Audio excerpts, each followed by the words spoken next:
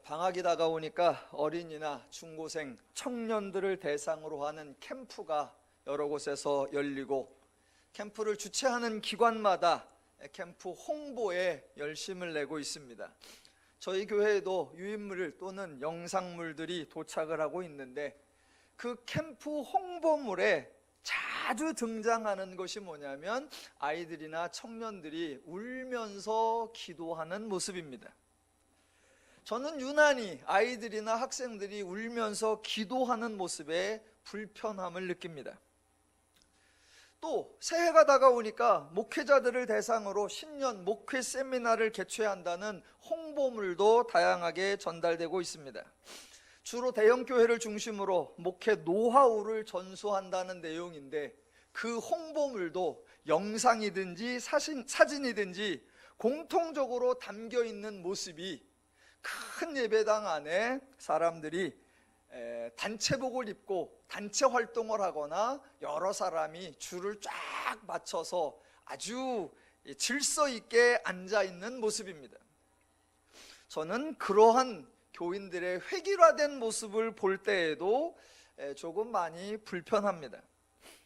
제가 그런 것들을 불편해하는 이유가 뭐냐 하면, 기독교는 복음, 즉 기쁜 소식을 전하는 종교이니까 기쁜 소식을 들은 사람들의 반응이 저는 적절하지 않지 않은가, 그런 생각 때문에 그렇습니다. 성도나 비성도나 기독교에 대하여 오해하고 있는 사실 중에 하나가 기독교가 매우 엄격하다라고 느끼는 것입니다. 다른 표현으로 하면 하나님은 명령하고 인간은 복종한다라는 오해가 많이 있습니다. 그런 사고방식에는 하나님과 인간에 대한 오해, 하나님과 인간의 상호관계에 대한 오해가 전제되어 있죠. 하나님은 권세자로서 인간을 지배하고 통제하고, 인간은 종으로서 하나님께 복종한다. 하나님은 명령하고 다스리고 통제하고 지배하고, 오직 인간은 복종하고 모든 일에 충성하고, 심지어는 신의 뜻을 위해 기꺼이 목숨까지 내어놓는 헌신이 요구된다라고 착각하고 오해하는 거예요. 명령하는 자와 복종해야 하는 자 두 사람의 관계에서 복종하는 사람이 나는 이 정도면 충분히 복종했어, 나는 참 많이 복종했어 라고 자신감을 갖는 경우는 거의 없습니다. 많이 복종해놓고도 한편으로는 부족하다, 모자라다, 더 해야 한다 라는 죄송함과 민망함이 깔려 있습니다.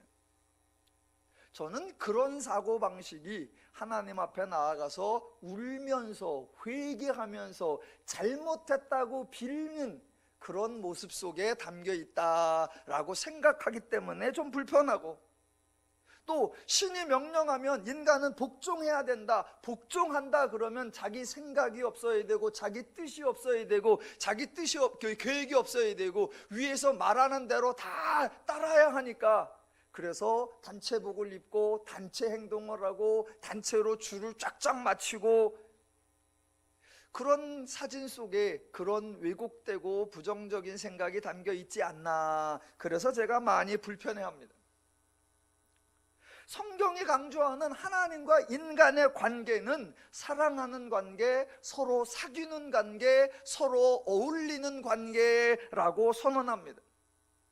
서로 사랑하는 사이라면, 만약 컴퓨터에 사랑하는 사이라고 검색을 하면 유사 검색어로 뭐가 뜰까요? 아마도 자유, 즐거움, 기쁨, 행복, 이런 것들이 떠야 할 것입니다. 제가 전단지를 보고 그렇게 약간 불편한 마음을 가졌으니까 저희 교회도 성경의 초점때마다 전단지를 만들어서 신문에 넣어서 싹 돌리거든요. 그래서 아차, 우리는 어떻게 만들었지? 그래서 제가 한번 봤어요. 저희 교회도 전단지를 만들면 앞면에 사진이 5개가 나와요. 그래서 우리 교회 사진에는 뭐가 들어갔을까 이렇게 보니까 다행스럽게도 누군지 알아볼 수 있는 두 분은 표정이 밝아요. 천만다행이다 그랬고, 또 하나 사진은 예배 후에 간식 드시는 시간이에요. 그래서 아주 자유로워요. 그래서 천만다행이다. 그 중에 또 하나 사진은 성경의 초점 공부하는 사진이에요. 그런데 앞자리부터 차곡차곡 빈자리 없이 앉은 게 아니라 듬성듬성 앉았어요. 그래서 꽤나 자유로운 듯한 사진이 올라갔어요. 그래서 다행이다, 잘 만들었다 생각했습니다. 제가 생각하기에 기독교가 전하는 소식이 복음이라면 복음을 들은 사람들의 반응은 누림이어야 하고 즐거움이어야 한다라는 것입니다. 그렇게 누림이라면 명령, 규제, 법, 의무, 통제 이런 표현이나 이미지 적절하지 않고 복종, 희생, 헌신을 의미하는 표현이나 이미지 적절하지 않고 징계, 심판, 형벌을 의미하는 표현이나 이미지 적절하지 않다는 겁니다. 기쁜 소식을 전하면, 기쁜 소식을 들은 사람이라면 자유, 즐거움, 기쁨, 행복 이런 표현이 떠오르고 그런 이미지가 연상되어야 한다라는 겁니다. 왜 이 말씀을 하시냐면 오늘 본문에 반복되는 단어가 여러 개 있기 때문입니다. 저와 여러분이 함께 본문 26절로부터 40절까지 읽으셨는데 유독 자주 반복되는 단어가 있었습니다. 예, 정답은 만일이라는 단어입니다. 27절에도 만일, 28절도 만일, 30절도 만일, 35절도 만일, 37절도 만일, 38절도 만일입니다. 만일이라는 표현이 자주 나온다는 게 무엇을 의미하냐면 정해진 것이 없다, 확정된 것이 없다, 엄격한 순서와 절차가 없다라는 것입니다. 교회가 온통 법으로 정해져 있고 치밀하고 디테일한 조항들로 규정되어 있고 심판과 징벌로 조종하고 있다면 만일이라는 표현이 나올 리가 없습니다. 통제가 많은 곳일수록 자주 사용하는 표현이 법대로 하라라는 겁니다. 상대를 조종하는 사람들이 자주 사용하는 표현이 규율을 따르라라는 겁니다. 그런 의미에서 기독교는 규율을 강조하는 종교가 아니라 자유를 강조하는 종교입니다. 그렇게 자율이 많으니까, 융통성이 많고 내용이 엄격하지 않으니까 만일이라는 새로운 변수가 자주 언급되는 것입니다. 기독교는 법대로 하자라든가 규율을 따르라 이런 표현을 사용하기가 적절하지 않습니다. 왜냐하면 기독교에는 법대로 하자라고 할 만한 법이 없고 규율을 따르자라고 할 만한 규율이 거의 없기 때문입니다. 그만큼 기독교는 은혜를 강조하고 복음을 강조하고 누림을 강조하고 자유를 강조하는 것입니다.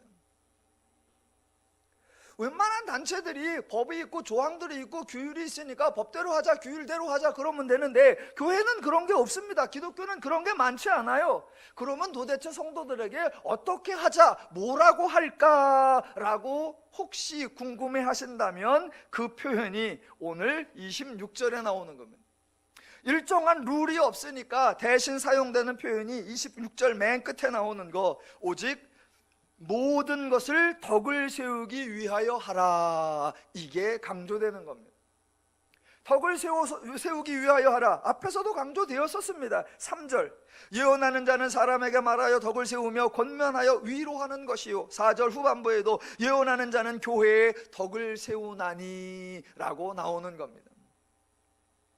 세상에서는 이것을 하라 또는 이렇게 하라 라고 내용이나 방식을 지정해 주는 경향이 강합니다. 그러나 교회에서는 그런 규율을 주는 것이 아니라 덕을 세우기 위하여 하라라고 방향이나 목적을 안내해 주는 것입니다. 각 사람의 처지가 다르고 각 사람의 은사가 다양하니까 특정한 방식을 정할 수 없습니다. 그래서 어떤 상황이든 어떤 일을 하든 덕을 세우기 위하여 하라라고 권면하는 것입니다. 자, 26절을 앞에서부터 읽어볼게요. 그런즉 형제들아 어찌할까?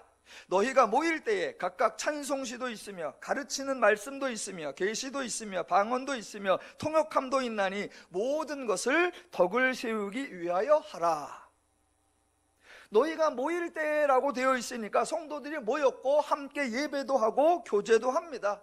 그러면 당연히 여러 순서, 여러 일이 있습니다. 본문에 나오는 대로라면 찬송시, 가르치는 말씀, 계시, 방언, 통역함 이런 것들이 있습니다. 이 중에 무엇을 먼저 할까요? 이 중에 시간 분배를 어떻게 할까요? 일반적으로 사람들은 여러 가지 일, 여러 가지가 있으면 일의 각각의 비중을 따지고 그 비중에 따라 우선순위를 결정하곤 합니다.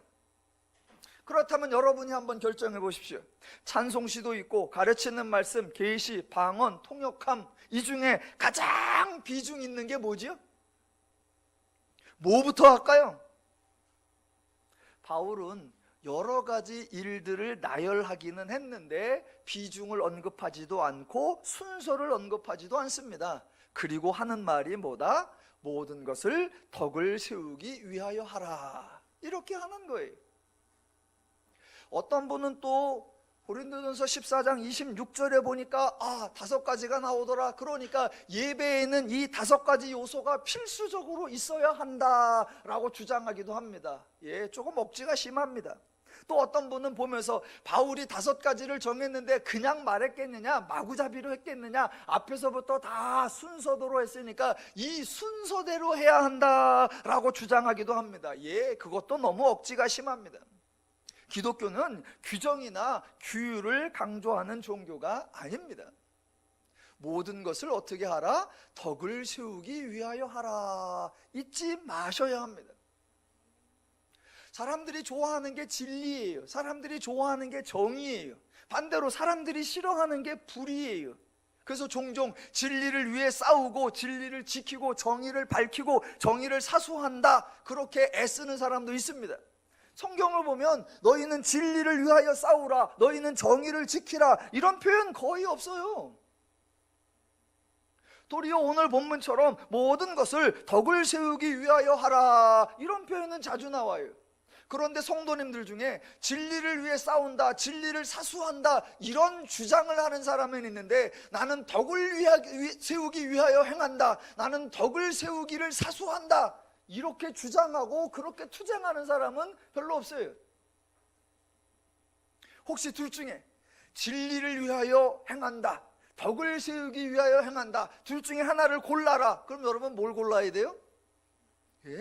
모든 것을 덕을 세우기를 위하여 행한다, 그것을 골라야 해요.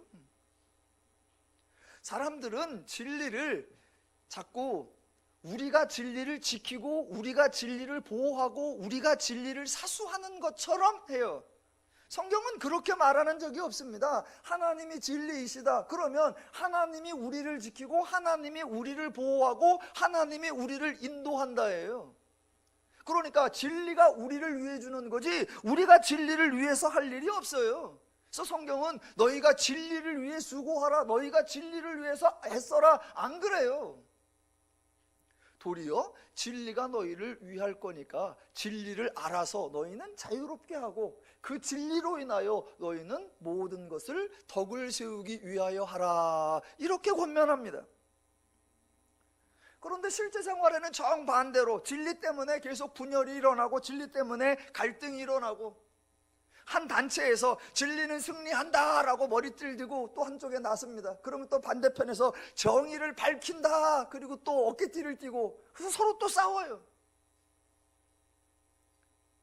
세상에서 말하는 진리는 하나님이 아니라 단지 팩트, 사실이죠. 그래서 그것 때문에 서로 분열하고 서로 갈등합니다.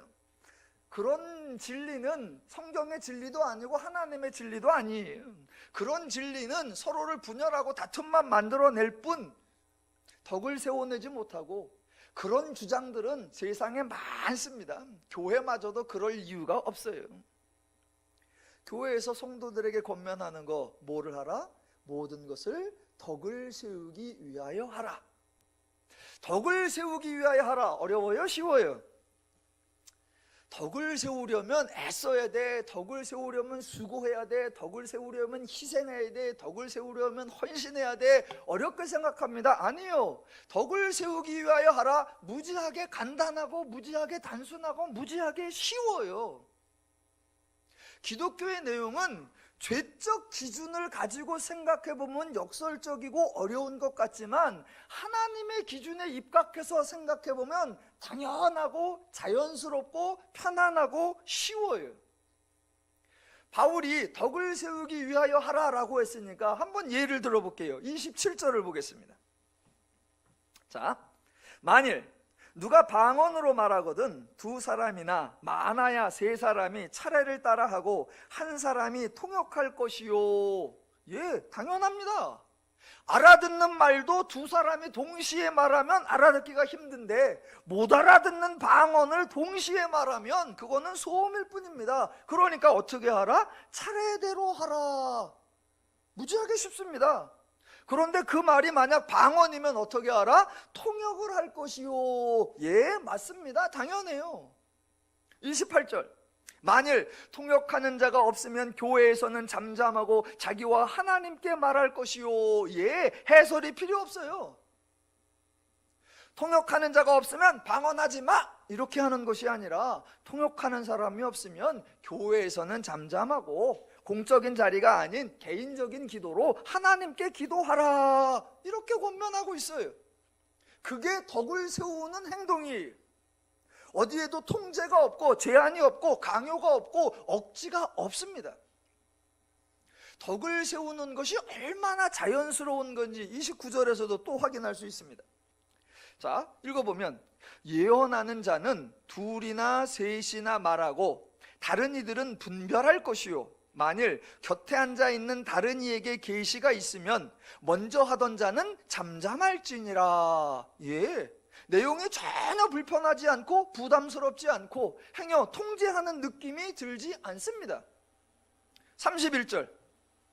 너희는 다 모든 사람으로 배우게 하고 모든 사람으로 권면을 받게 하기 위하여 하나씩 하나씩 예언을 할 수 있느니라. 예, 좋은 얘기라고 둘 셋이 한꺼번에 마구 쏟아내면 못 알아듣고 소음이 되죠. 그러니까 어떻게 하라? 하나씩 하나씩 하라. 그러면 상대방도 알아듣고 상대방이 이해하면 그게 덕을 세우게 되는 거 무지하게 쉽습니다. 그러니까 말하는 사람은 덕을 세우기도록 잠잠하게 또는 질서 있게 또는 차례대로 또는 하나씩 그렇게 말하면 듣는 쪽에서도 할 일이 있죠. 듣는 쪽. 29절 보겠습니다.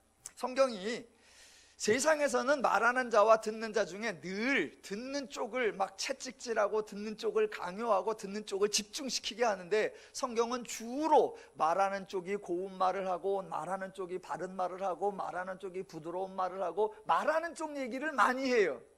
그럴 때 듣는 쪽도 할 행동이 하나 있습니다. 자, 29절.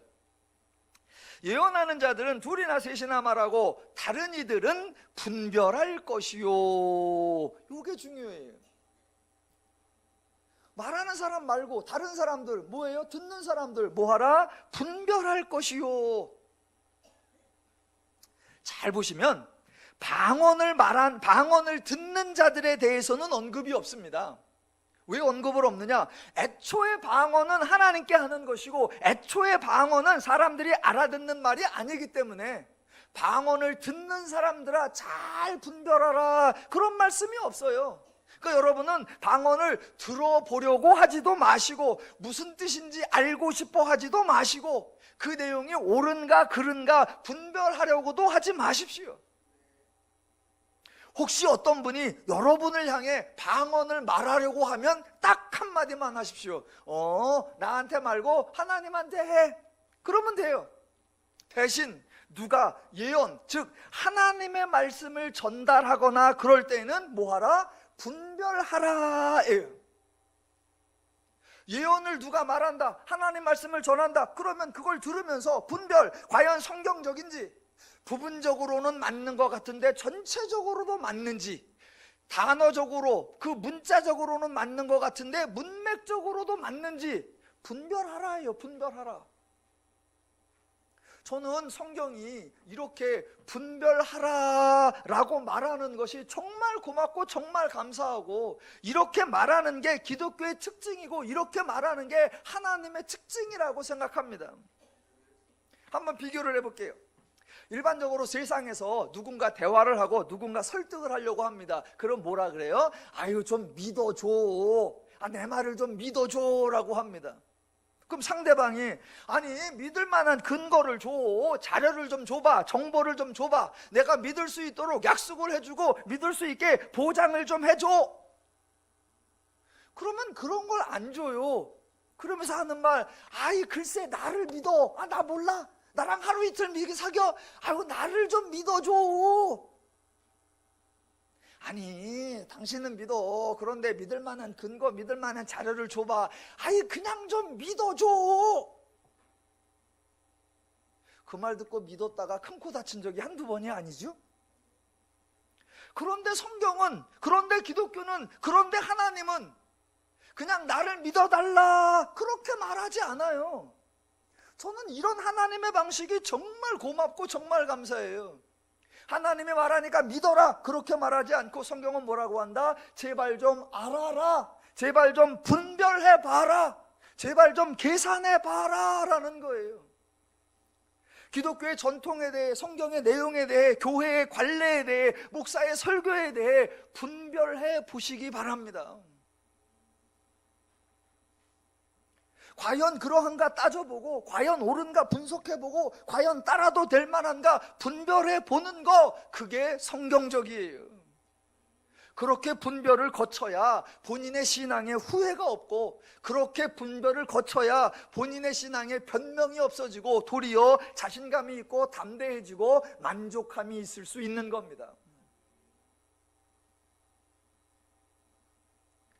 성경은 지금 의심하지 말라 그렇게 말하는 게 아니라 분별해보고 계산해보고 따져보고 덕을 세우기 위하여 하는 게 어려운 일이 쉬운 일인지 잘 해봐서 너에게 좋은 것, 너에게 유익한 것을 하라예요.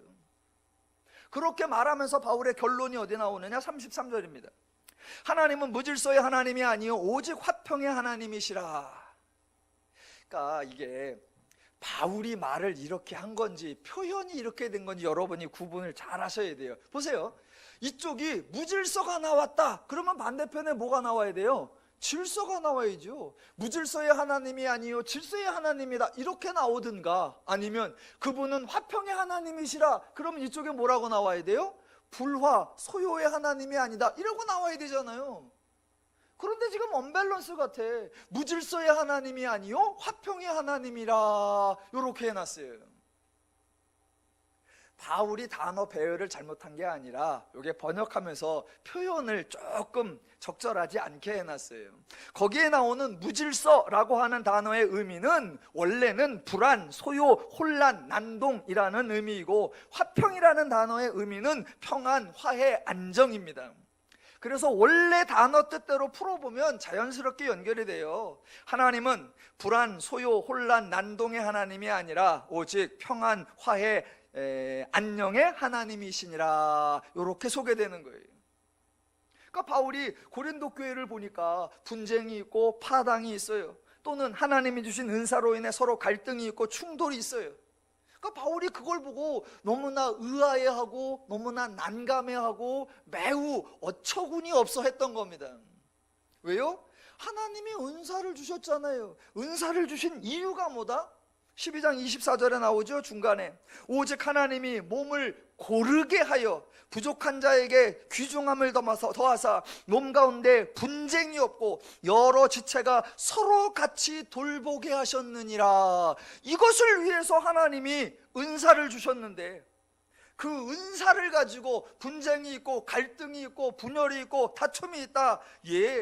바울이 정말 기가 막혔을 겁니다. 저는 바울이 초기 교회 때 빨리 돌아가신 게 천만다행이라고 생각해요. 고린도 교회를 보고도 너무 기가 막혀하고 어이없으셨던 분이 오늘까지 살아계셔서 오늘날 교회 현장을 보면 아이고 차라리 고린도 교회는 낫네 그러셨을 거예요. 기억하셔야 됩니다. 우리 모두가 부족한 지체였는데 하나님께서 은사를 더하셨고, 그 은사를 더하신 이유가 뭐다? 고르게 하고 분쟁이 없이 하게 하겠다. 그러니까 은사를 받은 자는 모든 은사를 어떻게 쓴다? 덕을 세우기 위하여 하라 왜? 하나님이 화평의 하나님이니까. 그 하나님으로 인하여 받은 자들, 그 하나님으로 인하여 세워진 자들, 그들의 삶 속에 화평이 구현되어야 하나님의 목적에 맞는 것입니다. 저와 여러분이 하나님의 은혜로 받은 은사를 잘 활용하셔서 하나님의 분복을 서로 함께 누려가시기를 주님의 이름으로 부탁을 드립니다. 자, 33절 끝머리 동그라미 쳐놓은 이유부터 하나 보겠습니다. 오늘 33절하고요 34절이 성경에서 가장 논란이 되는 그런 구절들 중에 하나예요. 일단 제가 읽어볼게요. 34절. 여자는 교회에서 잠잠하라. 그들에게 말하는 것을 허락함이 없나니 율법에 이른 것 같이 오직 복종할 것이요 만일 무엇을 배우려거든 집에서 자기 남편에게 물을지니 여자가 교회에서 말하는 것은 부끄러운 것이라. 아멘이세요? 제가 논란이 되는 구절이라고 표현을 했는데 사실은 그 표현이 틀린 말이에요. 왜냐하면 성경 자체가 논란을 유발하는 것이 아니라 단지 사람들이 논란거리로 만들었기 때문입니다. 이 구절이 논란이 되는 이유가 뭐냐? 여자는 교회에서 잠잠하라. 이것 때문에 마치 성경이 남녀를 차별하는 것처럼 보이기 때문입니다. 그런데 이 구절이 전혀 논란거리가 아닌 이유는 하나님은 남녀를 차별하시거나 남성 중심적 또는 가부장적이시지 않기 때문입니다. 또 하나의 대표적 성경의 논란 구절, 그러면 아마도 여호수아서에 나오는 너희는 가나안에 들어갔을 때 가나안의 모든 민족을 멸절하라. 어린아이로부터 노인으로부터 어린아이까지 여인을 모든 다 하나도 남기지 말고 싹 다 죽이라.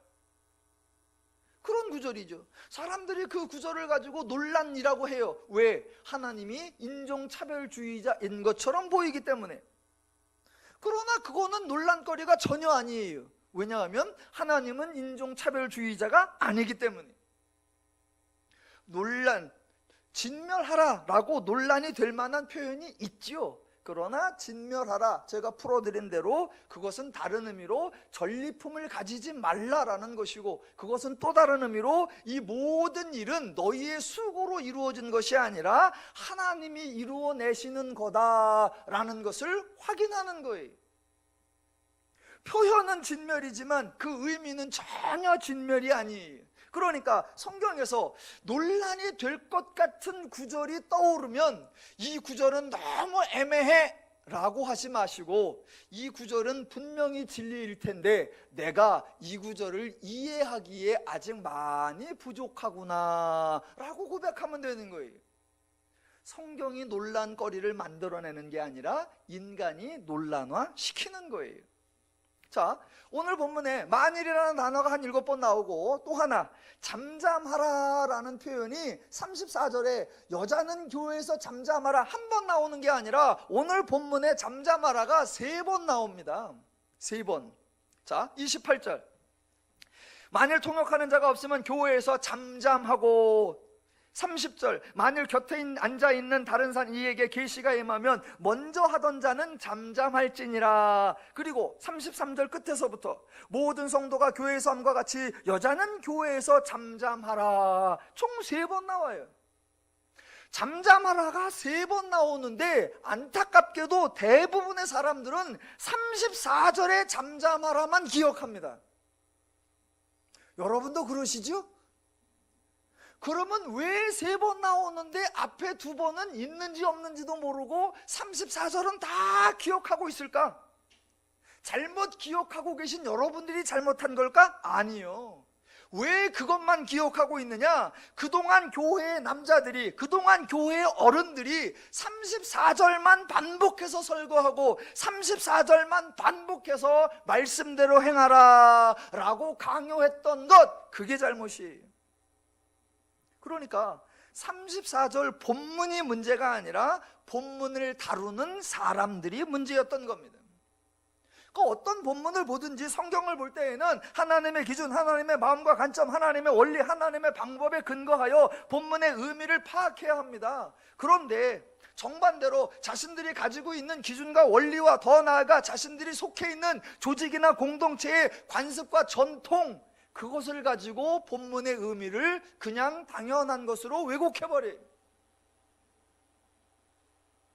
그래서 34절도 바울이 이렇게 논란거리를 기록해 놓은 것이 아니라 논란이 되지 않는 것을 논란화 만들어낸 사람들의 사고방식이 잘못된 거예요. 외국에서도 뭐 그런 경우가 많습니다만 특히 우리나라에서는 성경을 남성 중심적으로 또는 가부장적으로 성경을 오해하고 왜곡한 정도가 심했습니다. 전통적으로 남성 중심적 사회에서, 가부장적 사회에서 그런 인식과 가치와 생각을 가지고 살았어요. 그런 가치와 인식을 가지고 사는 중에 성경에 유사한 표현이 나오니까 그냥 자기들이 평상시 가지고 있던 거하고 똑같다고 치부해버린 거예요. 성경에 뭐라고 나온다? 여자는 잠잠하라. 그러니까 자기들이 평상시에 익숙하던 내용이 떠오른 거예요. 뭐라고? 암탉이 울면 집안이 망한다. 아, 이게 일목상통하구나 라고 여겨버린 거예요. 그래서 바울이 말한 대로 왜 이 말을 했을까? 여자는 교회에서 잠잠하라. 왜 이 말을 했는지, 무슨 의미로 이 말을 했는지 전혀 분별하지 않고 성경에 그렇게 기록되어 있고 자기들도 평상시 그렇게 생각해 왔으니까 그저 단순하게 여자는 교회에서 잠잠하십시오. 그렇게 교회마저도 남성 중심적, 가부장적 성경을 이해하고 성경을 잘못 풀이하다가 요새 개그우먼 김숙 씨한테 아주 된통당하고 있죠. 그동안 우리가 가부장적 사고와 가부장적 언행을 많이 했습니다. 그랬더니 개그우먼 김숙 씨가 나와가지고 가모장적 어록을 쏟아내고 계세요. 잘 모르시나 보네. 가모장적 어록, 이런 얘기가 나옵니다. 여자분들이 하시는 얘기입니다.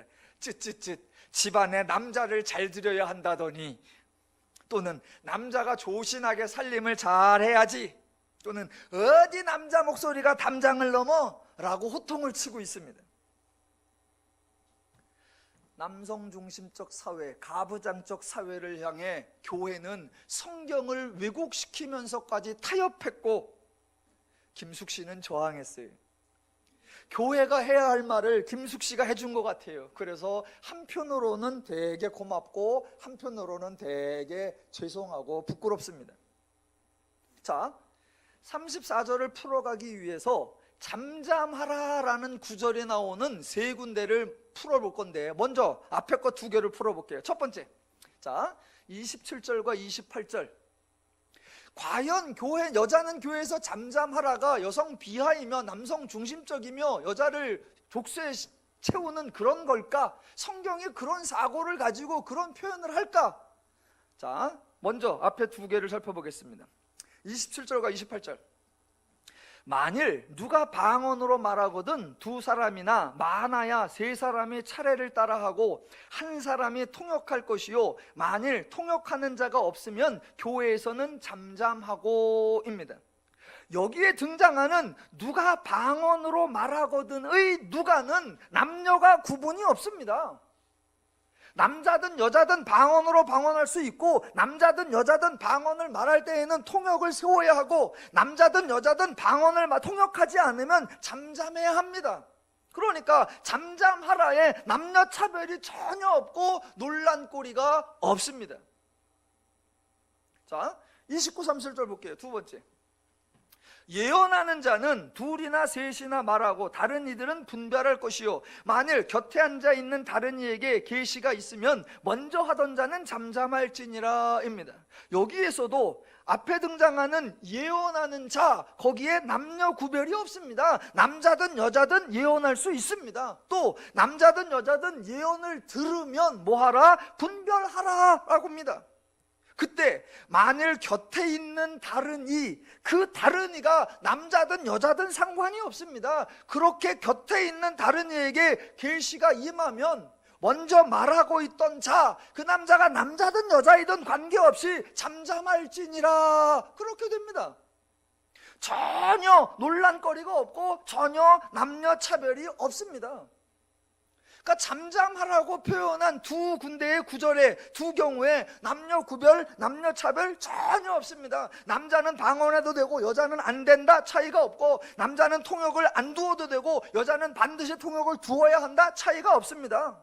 남자는 아무 말이나 해도 되고 여자는 잠잠해야 한다 차이가 없습니다. 남자는 예언해도 되고 여자는 예언하면 안 된다 차이가 없고, 남자는 다른 사람에게 계시가 오건 말건 계속해도 되고 여자는 다른 사람에게 계시가 임하면 양보해야 된다, 그런 차별 없습니다.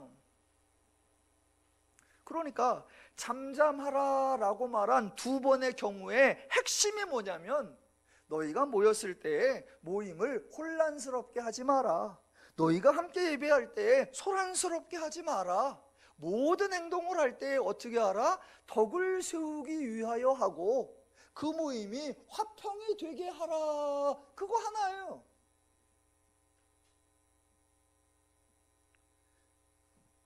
어디에도 남성 중심적 사고 없습니다. 가부장적 사고 없습니다. 가무장적 사고 없습니다. 성경은 그런 논란의 소지를 우리에게 주지 않습니다.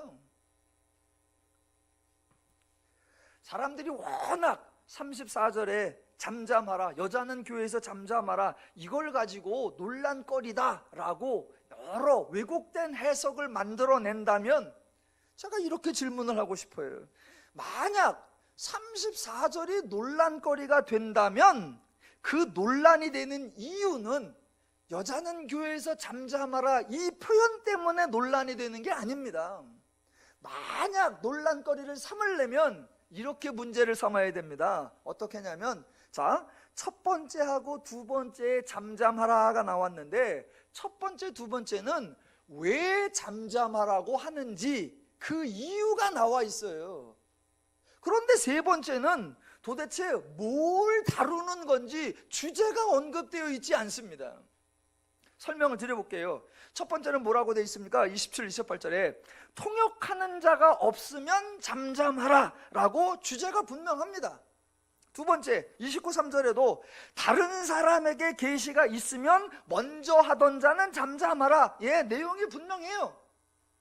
그런데 세 번째는 무슨 내용인지 알 수가 없어, 어떤 상황인지 알 수가 없어, 그래놓고 단지 여자는 교회에서 잠잠하라 이렇게만 나옵니다.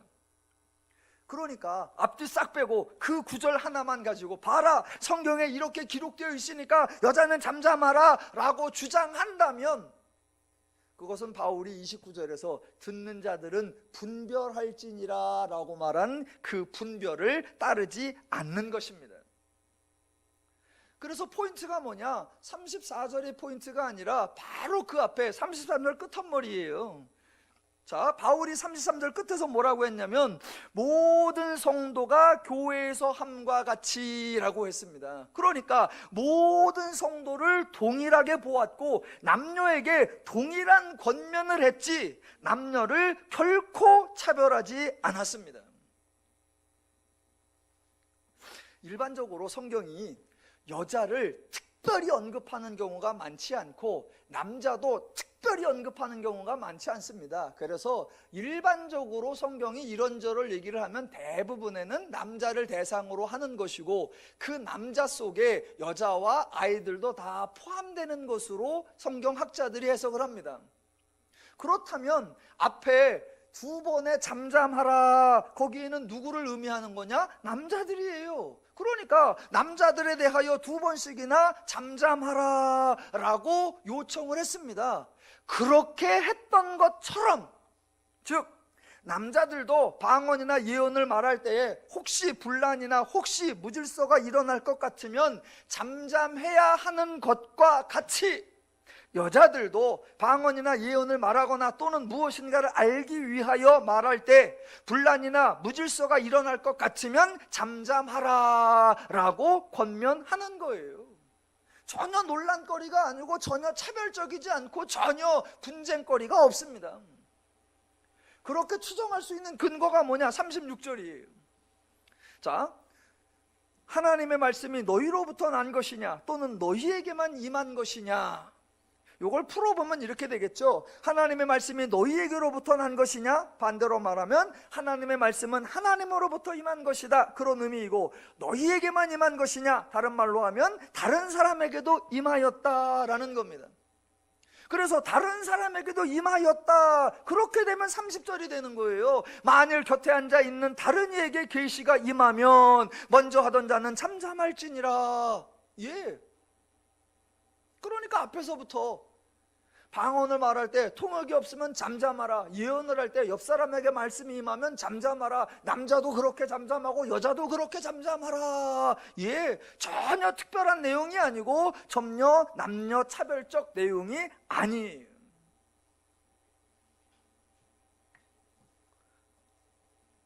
바울이 지금 은사에 대해서, 방언에 대해서 또는 예언에 대해서 반복적으로 강조하는 게 뭐냐? 하나님이 주셨다예요. 하나님이 주셨다. 하나님이 주셨으면 인간은 뭐한 거다? 받은 것입니다. 인간이 만들어낸 것이 아니고, 인간이 찾아내거나 인간이 발견하거나 인간이 연구해낸 게 아니에요. 그래서 혹시 어떤 인간이 귀중한 것을 가졌을지라도 그것을 자랑할 수 없어요. 왜? 하나님이 부족한 지체에게 귀중함을 더하신 거니까. 그런데 죄인이나 죄인 출신들은 혹시라도 자기에게 귀중한 게 있다 그러면 그게 어디서 났다고 생각하냐? 내가 이것을 만드느라고 얼마나 애를 썼고, 내가 이것을 알아차리느라고 얼마나 수고했고, 내가 이것을 깨닫느라고 얼마나 몸부림쳤고, 그것을 자기 공로화하고 자기 자랑거리를 삼으려고 애를 씁니다.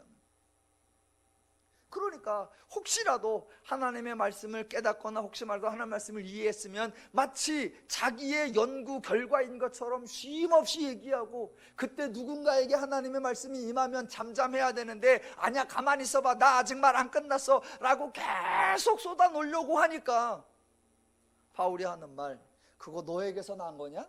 그거 너한테만 임한 거냐? 남자든 여자든 방언을 말하려면 통역하고, 통역 없으면 잠잠해. 남자든 여자든 예언을 말할 때 옆 사람에게 또 다른 예언이 임하면 잠잠해.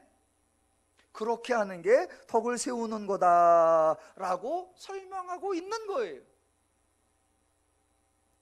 저는 34, 35, 36절을 읽으면서 특별히 문제가 되는 점을 발견할 수 없고, 논란이 되는 것을 발견할 수 없고, 여성 폄하를 찾을 수 없습니다. 그러니까 그것이 봐라 여자를 이렇게 무시하고 남성 중심이다 라고 논쟁거리를 만드는 것은 그 논쟁을 만드는 사람의 문제이지 결코 성경의 문제가 아닙니다.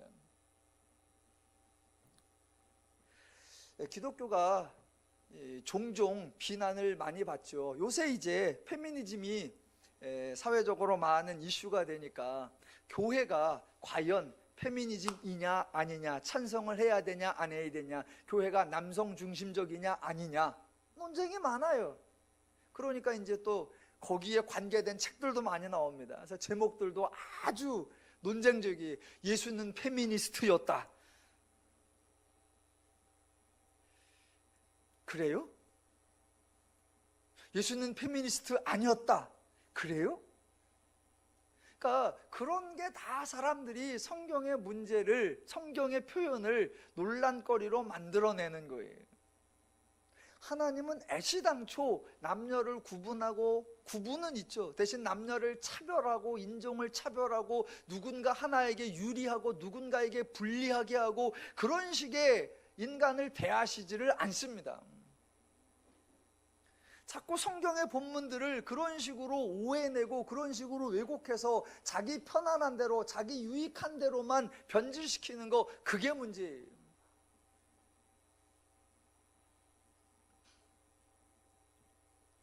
그러니까 이 교회가 남성 중심적이고 가부정적이다 많이 비난을 받는데 전혀 그렇지 않습니다. 얼마 전에 우리나라 기독교하고 타종교들을 연구하는 종교학자가 한 분 계신데, 그분이 책을 하나 썼어요. 종교신학에 관한 책을 썼는데 그 내용 중에 이런 글이 하나 나옵니다. 우리나라의 기독교인들은 한꺼풀을 벗기면 무속이 50%고 유교가 30%다. 공감하시는 분이 많으시네요. 우리나라 기독교인은 한꺼풀 벗기고 보면 무속이 50%고 유교가 30%다.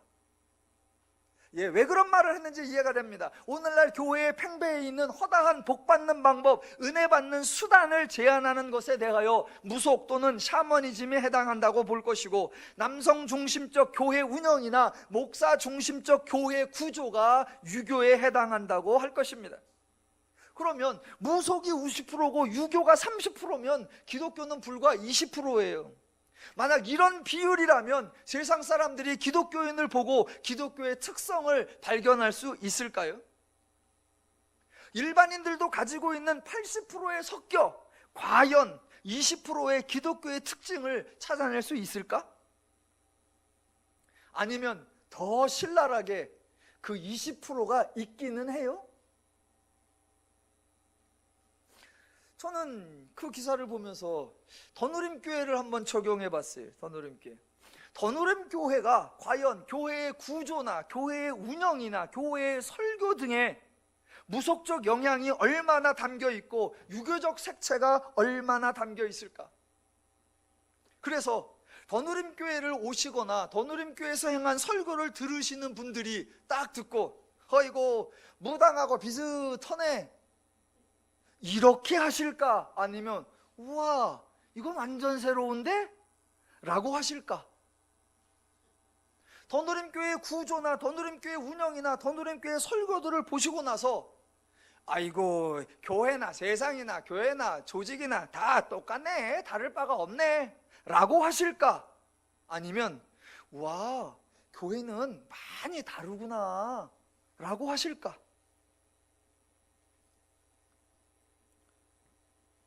제가 아는 어떤 청년이 자기 페이스북에 얼마 전에, 한 며칠 전에 아주 자조적인 탄식 같은 짧은 글을 하나 올렸습니다.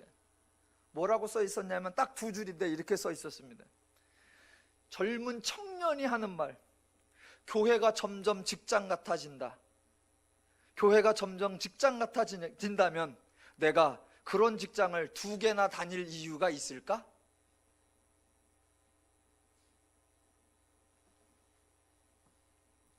아직 댓글을 안 달았어요. 뭐라고 해줘야 될지. 위로를 해줘야 될까? 사과를 해야 될까?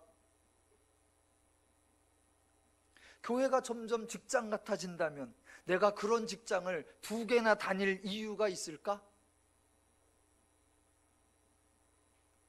교회가 교회답지 못할 때 교회의 존재의 의미가 상실되어 버립니다.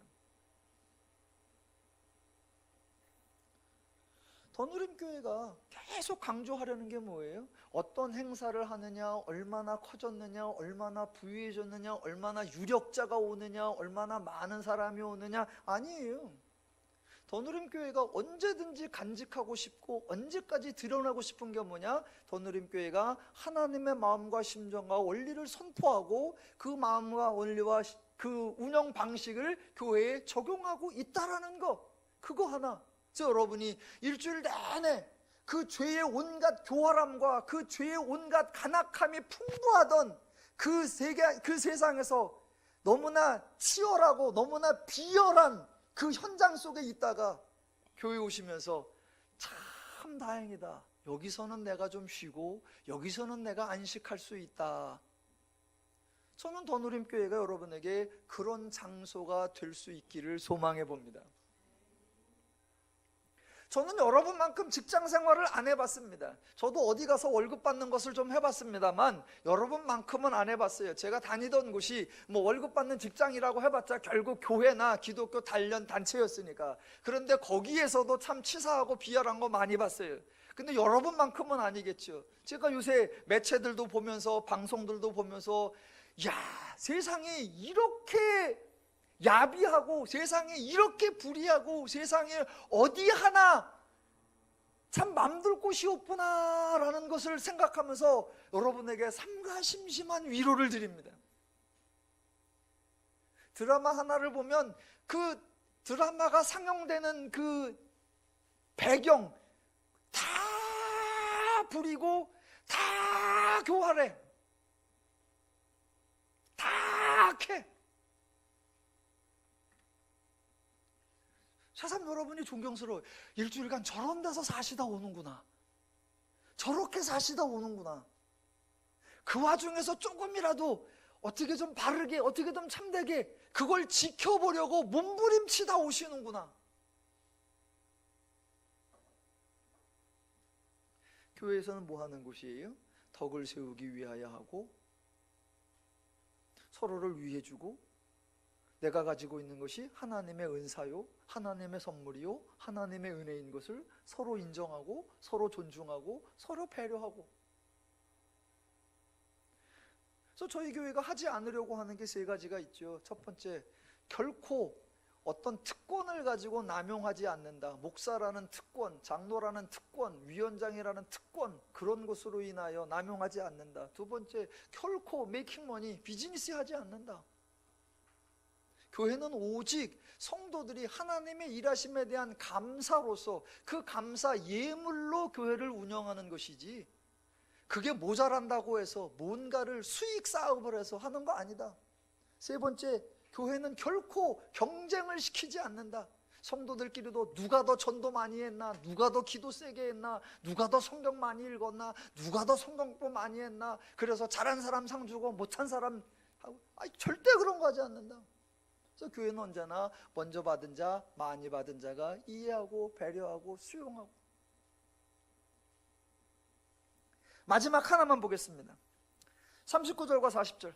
그런즉 내 형제들아, 예언하기를 사모하며 방언 말하기를 금하지 말라. 예, 성경은 뭔가를 금지시키고 여러분을 못하게 하고 제한하고 통제하고 조정하고 아니에요. 하십시오. 예언하기를 사모하고, 예, 방언 말하기를 금하지 말라. 하세요. 제발 부탁드립니다. 우리 교회는 그런 거 안 해. 우리 교회는 그런 거 못 해. 우리 목사님은 그런 거 하는 거 싫어해. 아니요, 저 좋아해요. 나 못한다고 여러분 못하게 하는 거 전혀 없습니다. 예, 하십시오, 하십시오. 성경은 언제나 그렇게 나오는 거예요. 인간을 지배하고 통제하고 안 해요. 진짜 마지막 40절 하나만 할게요. 자, 모든 것을 품위 있게 하고 질서 있게 하라. 여러분, 어떻게 하는 게 품위 있게 하는 거예요? 어떻게 하는 게 질서 있게 하는 거예요? 이렇게 나와 있는데 표현이 잘 이해가 안 돼요. 근데 조금만 설명해 보면 이렇게 됩니다. 자, 품위 있게. 품위 있게라고 하는 그 단어의 뜻은, 원래 뜻은 정당한, 보기 좋은, 훌륭한, 예의 바른, 이치에 합당한 그런 뜻입니다. 그러니까 지금까지 바울이 설명을 어떻게 했다? 예, 품위 있게 했어요. 방언을 하면 통역을 하라고 이치에 합당한 말을 했고, 여러 사람이 예언을 할 때 차례대로 하나씩 하라고 아주 정당한 권면을 했고, 예언을 할 때 곁에 있는 이에게 계시가 임하면 먼저 하던 자는 잠잠하라고 예의 바르게 부탁을 했습니다. 그러니까 미사여구를 사용한다거나 낮고 굵은 목소리를 사용하는 것이 품위 있는 것이 아니라 이치에 합당하게 행하는 것, 그게 품위 있게 하는 거예요. 그런 의미에서 하나님이 가장 품위 있으신 분이요, 하나님이 모든 것을 가장 품위 있게 하시는 분입니다. 그리고 또 하나, 질서 있게. 질서 있게라는 이 단어의 뜻이 뭐냐면 되다 또는 되어지다 또는 일어나다 또는 발생하다라는 의미예요. 그러니까 하나님이 행하시면 인간에게 이루어지고, 하나님이 행하시면 인간에게 되어지고, 하나님이 행하시면 인간에게 성취되어지는 그 방식으로 행하라. 그게 질서 있게예요. 그래서 풀어보면 하나님이 하시는 대로 하십시오. 하나님에 의하여 되어지는 대로 하십시오. 그래서 어떤 영어 성경에는 let be done, 되어지는 대로 하십시오, 이거예요. 왜? 하나님이 잘 하시니까. 하나님이 은혜를 주시고, 하나님이 각 사람에게 적절한 은사를 주시고, 하나님이 때와 상황에 맞게 역사하시니까 그 하나님의 뜻에 맞게, 그 하나님의 마음과 기준에 맞게, 하나님의 원리와 방법에 맞게 행하는 것, 그게 뭐다? 질서 있게, 이렇게 되는 겁니다.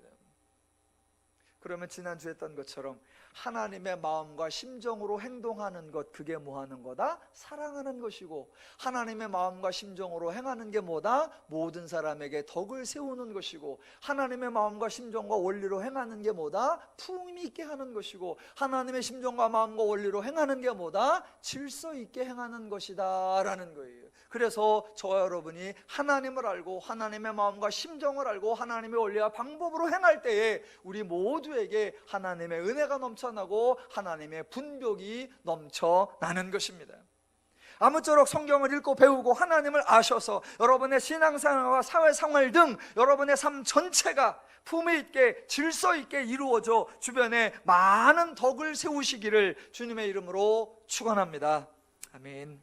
기도하겠습니다.